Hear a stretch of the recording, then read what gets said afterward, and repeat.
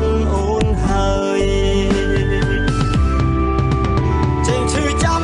ពេលបងរស់ក្នុងរណ្ដៅឯកាទៅដឹងថាអូនឈឺចាប់ធ្ងន់នេះហើយកម្មដែលបងរែកពុន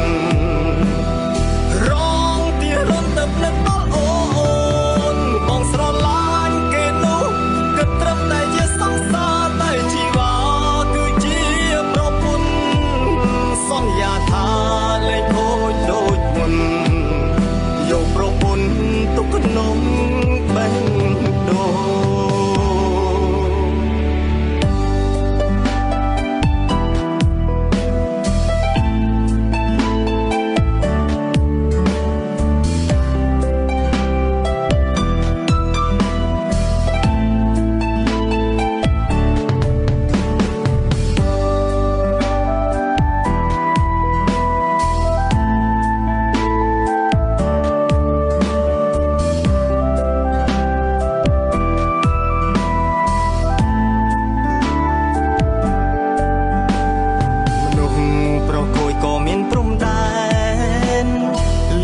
ងជុំលេងល្បែងស្នេហា